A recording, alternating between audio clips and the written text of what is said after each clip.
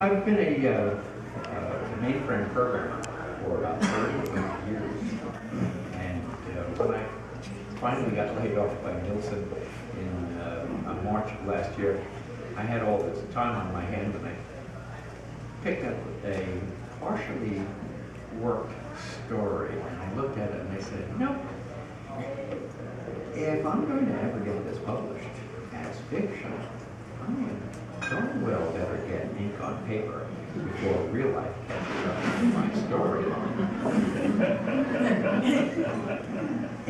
It has been an interesting decade, hasn't it? And it looks like the fun's not over yet. Tunisia, Bahrain, Egypt, Libya, and a handful of other Middle Eastern states are dealing with popular uprisings reminiscent of Europe in the late 1840s. For any of you who've seen Les Mis or read it, that happened in 1848. In our own country, the political climate has worsened considerably since 9/11, as the federal government continually arrogates power to itself. From George W. Bush's offhand remark that the Constitution is just a goddamn piece of paper, to the spectacle of our own ATF shipping weapons south into Mexico into the hands of drug gangs. The universe seems slightly askew. Are we on the doorstep of another civil war? Anybody who says it can't happen here is whistling past the graveyard of history. It has happened here. And Mark Twain's assessment seems eerily appropriate. History doesn't repeat itself, but it rhymes. Tipping Point is a story of how a polarized nation slips into civil war. It's a tale that people who love their country may want to contemplate. 150 years ago, we came to blows with each other over the issue of tariffs. The federal government was taxing exports of cotton from the South to subsidize northern manufacturers and to make that cotton cheaper for those northern manufacturers to buy. At the time, there was a strong abolitionist movement in the North, and when the opportunity to go to war with the slaveholding South arose, they jumped on it with both feet. This is largely why we think the war for Southern independence was over slavery.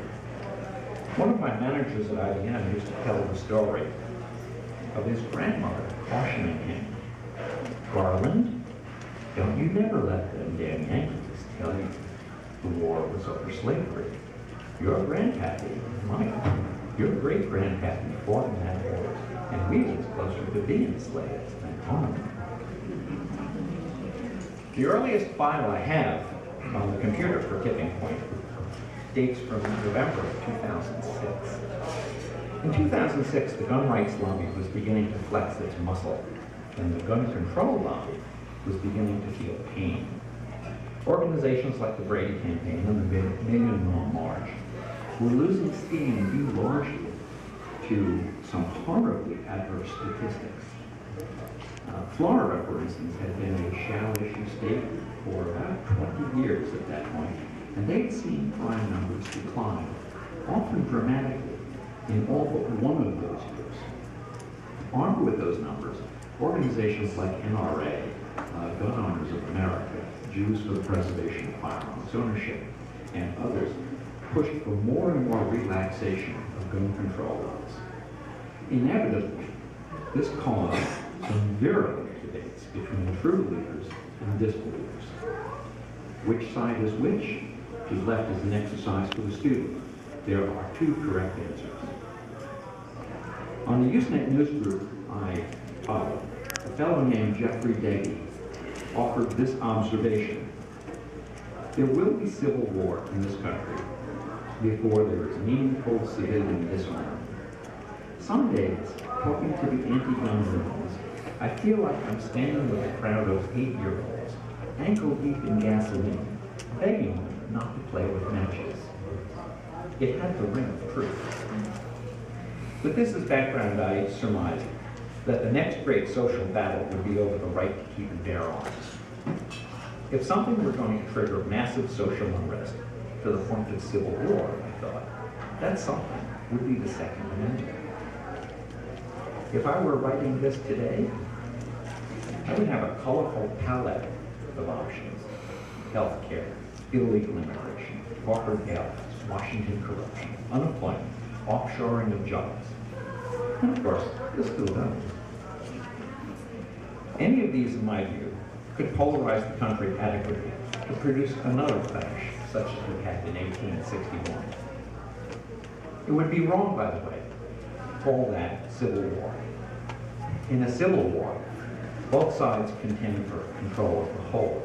The Confederacy merely wanted to go their own way, unhampered by industrial behemoth North. The next civil war, and one is surely coming, will probably be something other than a true civil war as well.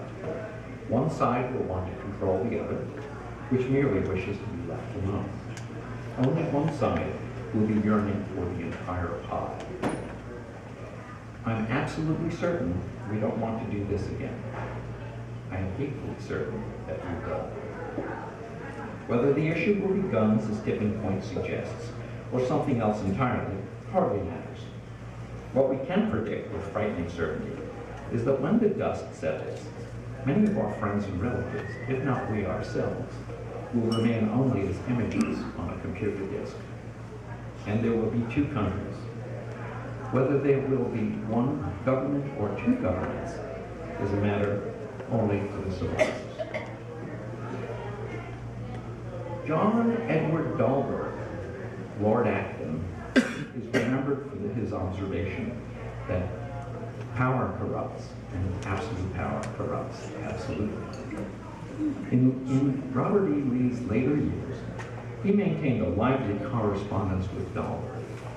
In one of Lee's letters, he casually remarks that had he realized in April of 1865 the full ramifications of Appomattox, he would have released his troops into the wilderness to fight on as best they could, surrendering only himself to Grant.